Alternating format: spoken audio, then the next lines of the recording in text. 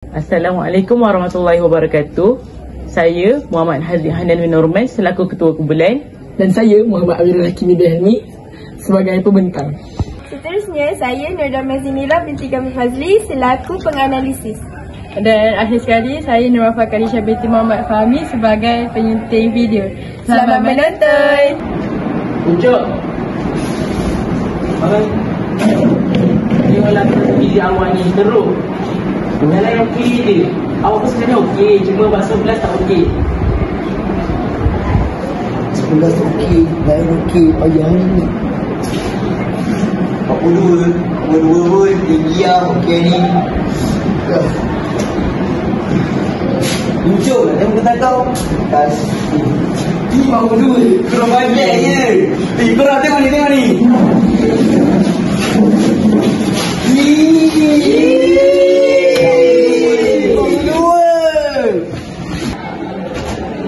Hei, skuter lah BZE. Makan tak rendah, sebab lejik. The next day. Hei, macam mana lah nak pandai BZE? Dah susah. Style tu lah.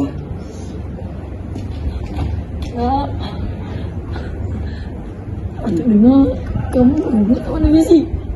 Betul tu. Tak tahu tak saya nak mana BZE? Nak? Ambil maps ni. Tak apa ni? Kamu ikut je lah ya. Betul apa Datuk ni bagi? Datuk pandai fizik. Kalau pandai fizik, kena cepat ni. Tapi nak pergi mana? Kalau ikut peta ni, betul lah tempat ni. Mana? Apa ni? Ni ke benda yang aku cari tu. Ni ke benda untuk pandai fizik tu.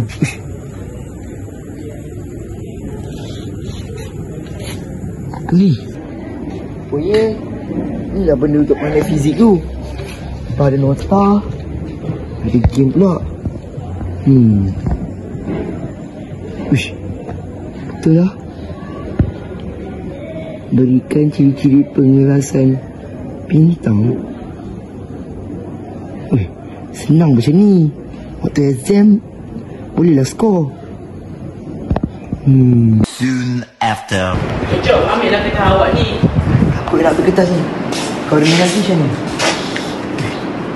Ada peningkatan lah. Alhamdulillah. Weh Ucup, macam mana exam kau tadi? Okey je aku. Kenapa? Lagi baik lah daripada sebelum ni dalam 90 lebih. Ucup, macam mana kau boleh jadi pandai macam ni? Sebenarnya aku guna apps ni. Wow. Dia ada untuk nota, untuk buat ulang kaji. So ada permainan untuk kita main. Tamat. Kami sepatutnya pernah memenangi beberapa pertandingan dengan membawa projek ini iaitu Vektora, iaitu memenangi Special Award dan Gold Award yang dianjurkan oleh Malaysia Youth Service Organisation MYSO. Akhir sekali, ini ialah beberapa dokumen yang menyokong pernyataan saya sebentar tadi. Oleh itu, kami menjadikan pelajar tingkatan 2 sebagai sasaran utama untuk mempelajari bab ini. Ia juga dipasarkan melalui video iklan berkenaan Vektora di YouTube. Seterusnya, kos penghasilan inovasi. Semasa mencipta Vektora, kami tidak menggunakan apa-apa kos untuk mencipta aplikasi ini. Vektora turut dikomersialkan di beberapa MRSN seperti MRSN Muazzam Shah, MRSN Bagian Datuk. Vektora memberi banyak manfaat kepada pengundi, terutamanya dari aspek pendidikan. Hal ini dikatakan demikian kerana Vektora memfokuskan sains tingkatan 2 bab 11 iaitu merujuk kepada bintang dan galaksi dalam alam semesta.